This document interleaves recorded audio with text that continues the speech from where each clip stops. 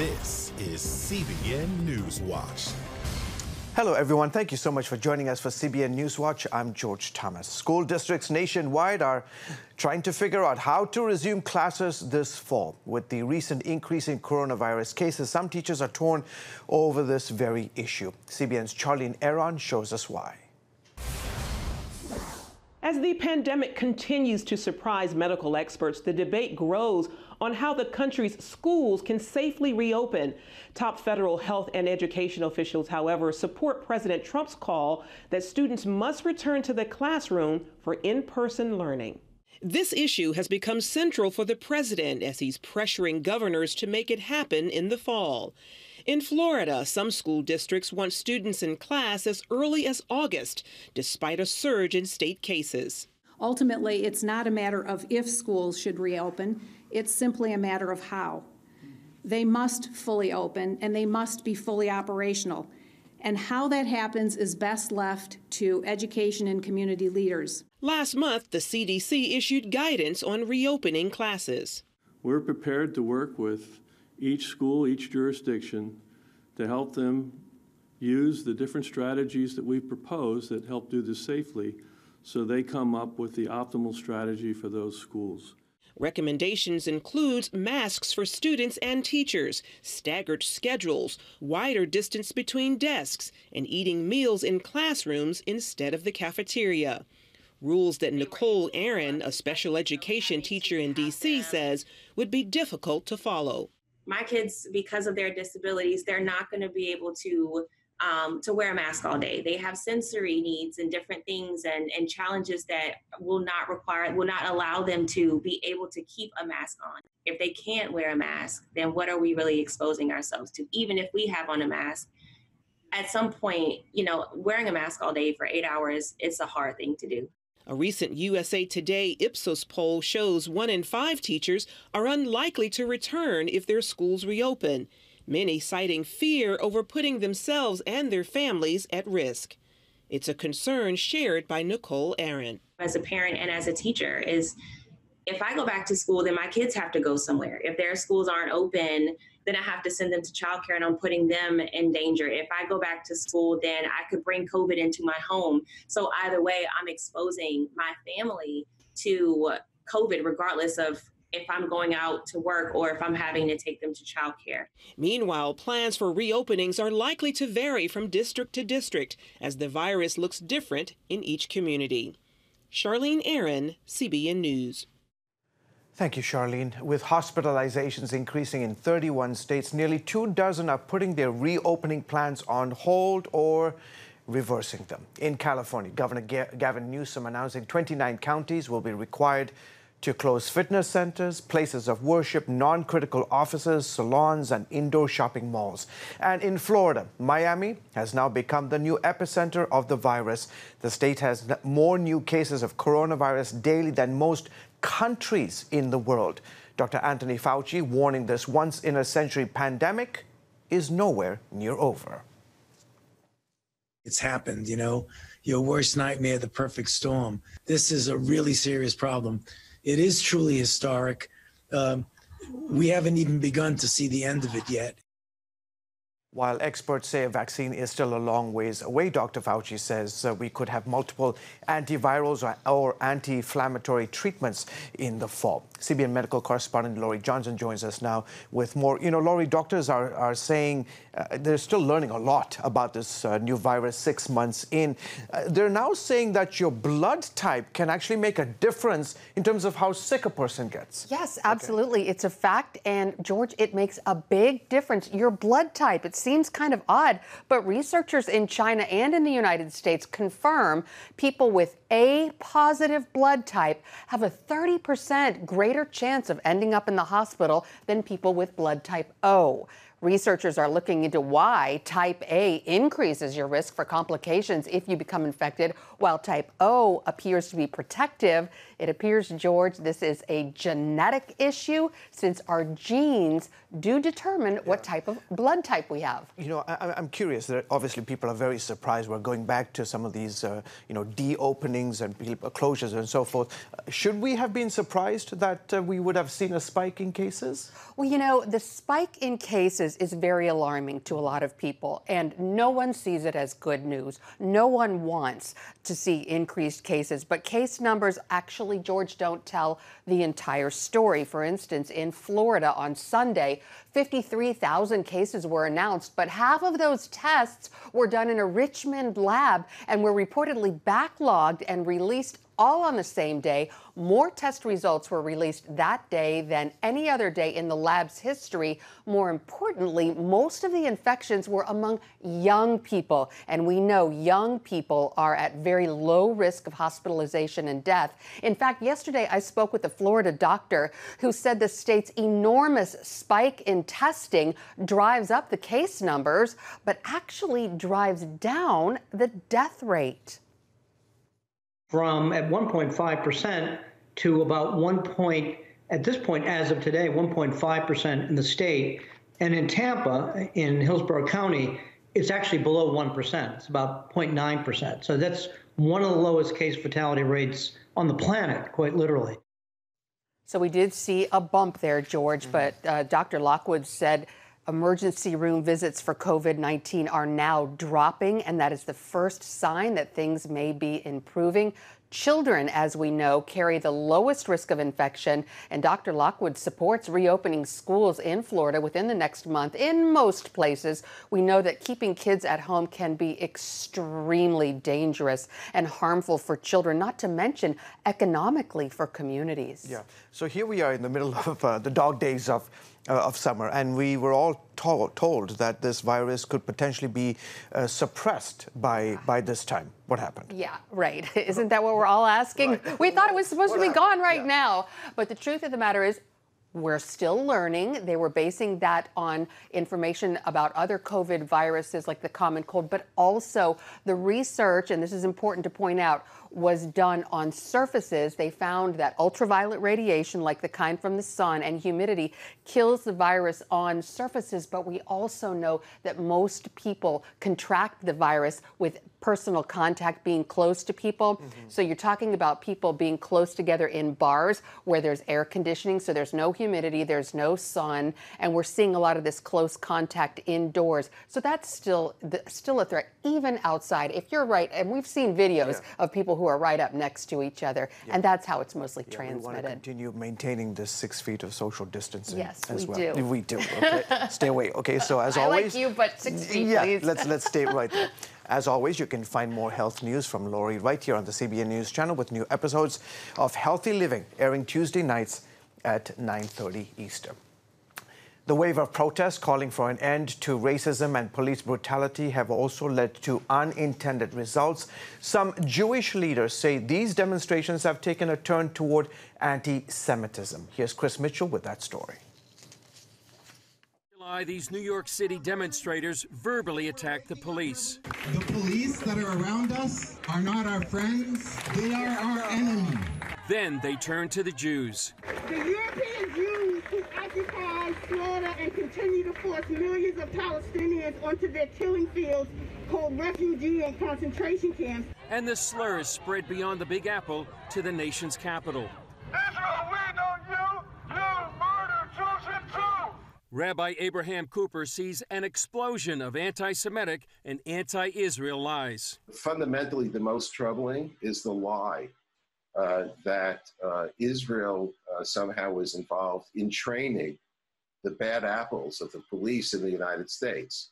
An accusation made by Nation of Islam leader Louis Farrakhan toward Israel in a speech on Independence Day. You mayors, you governors, stop your police from going to Israel to learn how to kill better. 500,000 people heard us scream where Jews were called the devil and we're linked to coronavirus, and off we go to the races. It reminds me of a statement made, I think around 100 years ago, by Winston Churchill, who said that, a lie can travel halfway around the world before the truth gets its pants on. Cooper says another current accusation is Jewish white privilege. Philadelphia Eagles wide receiver Deshaun Jackson apologized for posting an anti-Semitic message on Instagram, saying white Jews will blackmail America, they will extort America, and incorrectly attributing the quote to Hitler. To me, it's especially outrageous because apparently for 6 million Jews during the Holocaust, they weren't white enough to avoid being mass murdered by the Nazis, who were the ultimate supremacists. And then seeing how social media and a very politicized journalism situation means that some of the most vile, disgusting, and baseless ideas are elevated to, discussion. Rabbi Cooper wrote recently about the importance of the Jewish community and African American leaders working together for the common good.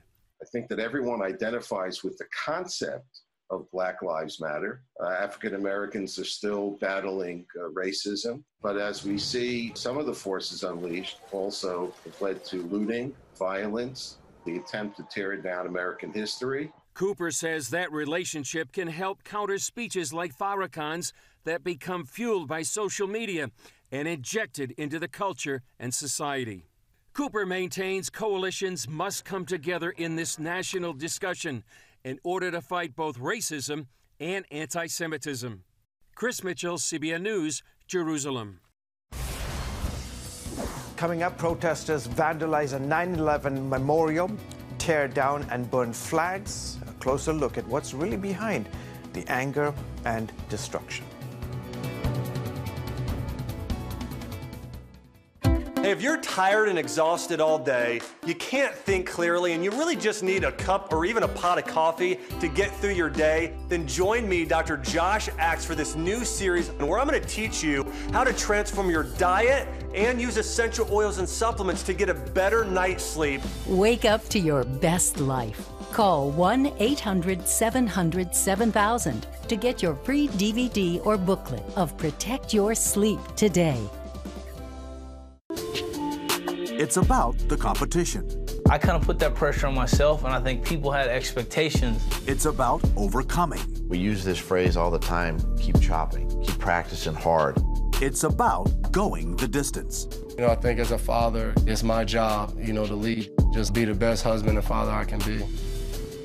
Watch Going the Distance with Sean Brown Saturday night at 7:30 on the CBN News Channel. Orphans Promise is committed to loving and serving at-risk children, to helping keep families together, and to creating opportunities for strong and sustainable communities around the world. We're working in over 60 countries around the world, and with your help, we can do even more. There's an old African proverb I love that says, if you want to run fast, run alone.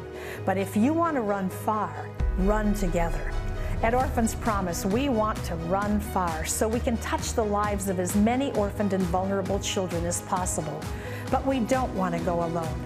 We're out to change the world, one child, one family, one community at a time.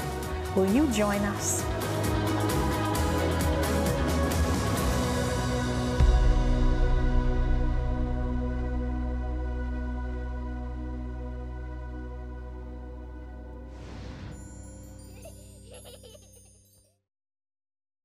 Welcome back to the broadcast. Some violent protesters across America are destroying American flags. Our Mark Martin spoke with conservative radio host Todd Starnes about this. He also told him the protesters are still clashing with police and their supporters.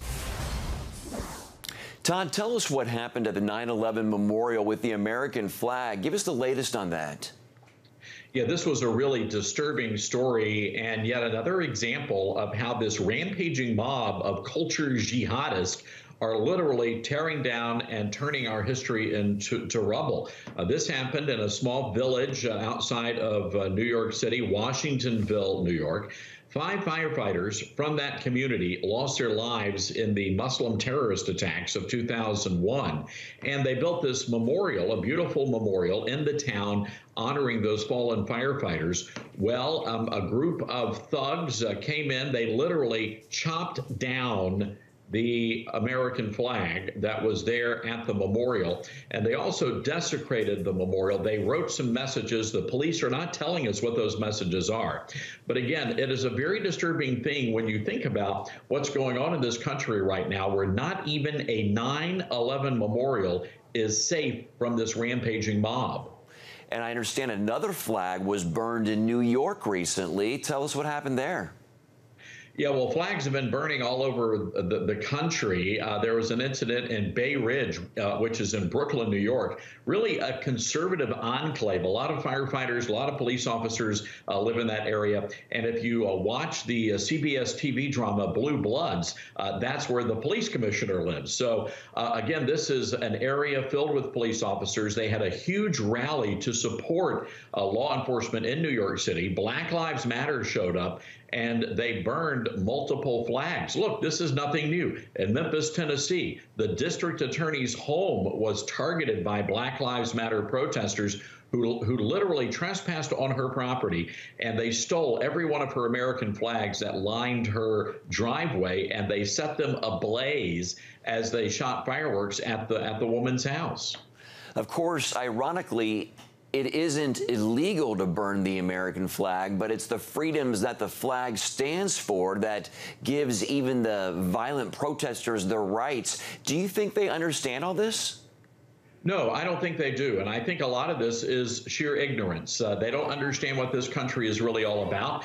They've been taught in their public school classrooms to hate America. They've been taught in their public school classrooms that America is at fault for all the world's problems. And so I'm really not surprised that we're seeing all of these young people out there burning the American flag. They don't understand what that flag stands for. And that's why I believe it is so important for patriots to get involved in public education and to run for school boards so that we can root out these anti-American teachers in the classroom. Where else do you think all this hatred for America is coming from? Is it becoming more political and less about racism or police brutality? Well, I think people need to understand Black Lives Matter has absolutely nothing to do with racism. It never has.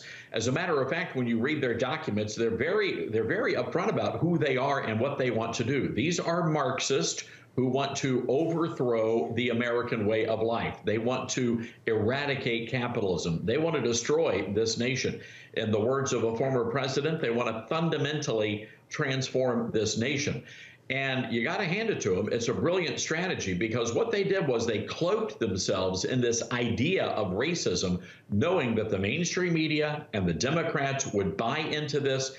And here we have a de facto race war in our country right now.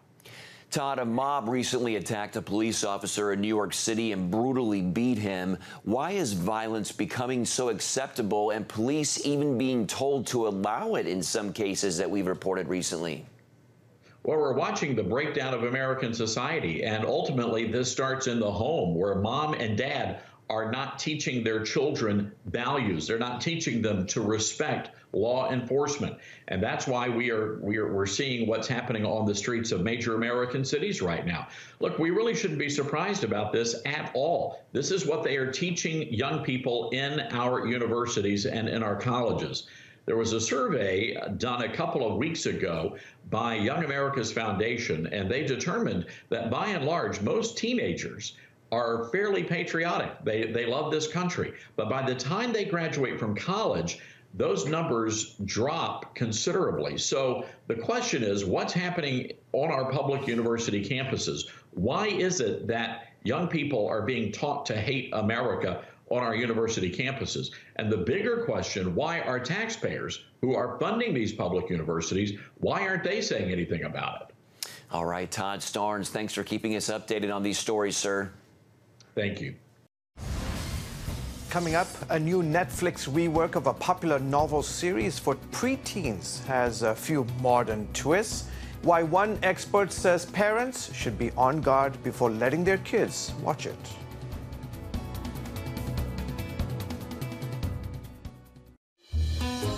Daddy? Yeah, buddy? How many nickels are in a dollar? There are 20 nickels in a dollar. How do birds fly? Does milk really make my bones stronger? Yeah. Daddy, When we die, will we go to heaven? Do you have the answer to life's biggest question? Call the 700 Club. We'll help you find answers to the important questions life brings your way. Watch breaking news, in-depth exclusive stories and programs from health to entertainment you won't find anywhere else. The CBN News Channel, a perspective you can trust. Enjoy credible news reporting from around the world.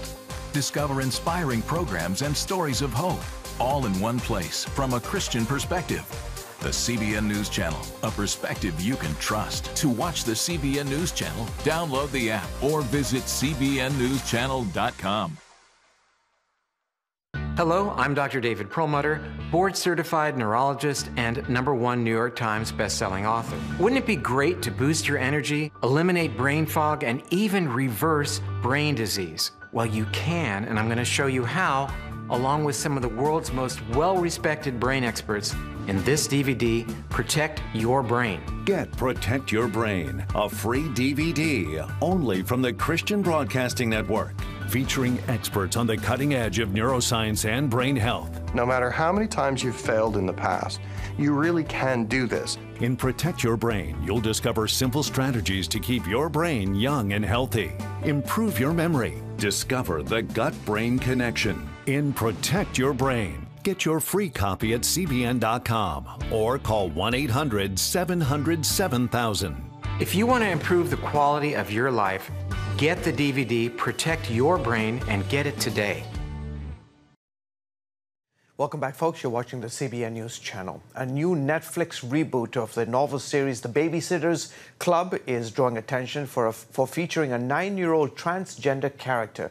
The Babysitters Club is based on the popular collection of G-rated scholastic books. The series centers around a group of adolescent girls who start a babysitting business. In the 4th episode of Netflix remake, one of the 5 babysitters, Mary Ann, is asked to care for a child named Bailey, who is presented as a girl but was biologically male. The character is played by 10-year-old transgender Kai Shapley from Texas, who was born male. Shapley's story drew attention in 2016 when the then 5-year-old's parents insisted that her child was actually a transgender girl and should be allowed to use girls' bathrooms. Joining us now is director of PluggedIn.com, Adam Holtz. Adam, great to have you back on the broadcast. What can you tell us about the difference between the Netflix show and the original book series? Well, the original book series was published between 1986 and 2000. There were 213 novels, and it dealt with some tough issues. It dealt with loneliness. It dealt with divorce. It dealt with some of the things that kids were dealing with at the time. But what we have with this reboot is, I think, a reflection of a very progressive agenda in terms of the way it's treating social issues like the ones you talked about at the outset, George. Yeah. Many have said the show perhaps is too mature for the age of the audience it's targeted at. What are your thoughts on that? I would agree with that. I have a 9 and 11-year-old daughter. And my 9-year-old found out about it and asked me, can I watch? And I said, well, honey, I don't think we're quite ready for it. It is rated G, but you need to understand that TV networks give their own ratings. And so there are lots of things that turn up here that leave me just sort of scratching my head, from references to, shows that are way beyond what kids should be watching, to one middle school girl says that, she's taking a college art class and is drawing nudes. And what it gives is a vibe of middle school girls who are wise beyond their years. And as the show progresses, we see them dealing with issues such as racism, of immigration, of climate change. And the characters here are really likable. I really like these girls, and I like the fact that the show emphasizes friendship, it emphasizes trust. There's some good things here, but I can't help but feeling that there's a deeply progressive agenda that gets packed in here into these storylines that 9 and 10 and 11-year-old kids are not really in a place to know what to do with, and not the least of them is the transgender character that you talked about, George. Yeah. How can parents help their kids navigate the increasing exposure to these issues in media and entertainment? As you know, these are all issues that we deal with across the board. It's not like we're living back in the 70s or the 80s. We're in a different time period. How do we still address that to our kids?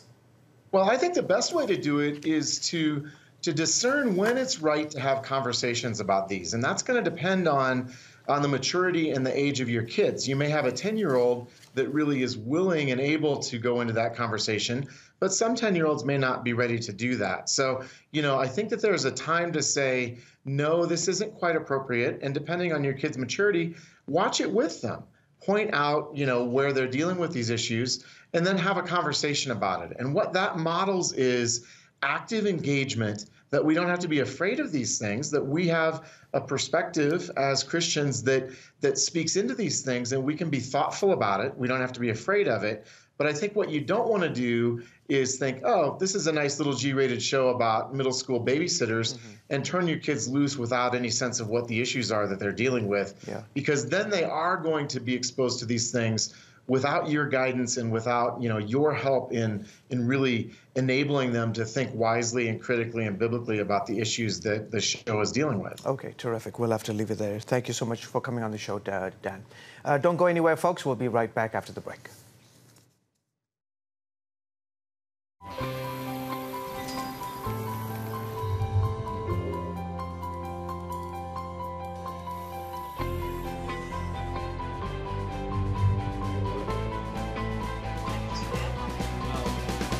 I am Region's first ROTC graduate student.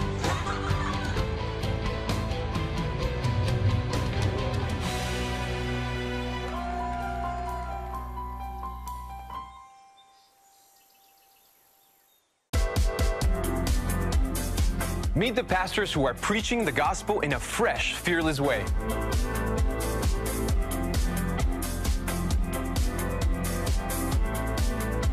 I'm Roberto Torres-Cedillo. Join me each week for Next Gen Voices.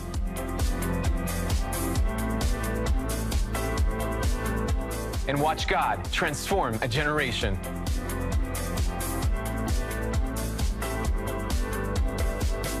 How'd you like to get a redo on your health, on your body, on your arteries, so you could have the energy you had 20 years ago? The great news is you can. I'm Dr. Mike Roizen, chair of the Wellness Institute at the Cleveland Clinic. I've written 4 New York Times bestsellers. But even better than having to read all that, you can listen to this DVD and watch it. Protect your heart?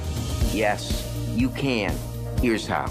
Go to CBN.com or call 1-800-700-7000 for your free copy of Protect Your Heart. Let the medical experts show you their new discoveries on how to avoid heart disease and even reverse it. Easy steps to uncover the hidden dangers in your medicine cabinet, reduce stress, and get a complete do-over for your health. Call 1-800-700-7000. That's 1-800-700-7000. Or go to CBN.com to claim your free copy of Protect Your Heart. Welcome back. Family and friends of an elderly Florida woman didn't let the coronavirus pandemic stop her from celebrating a major milestone over the weekend.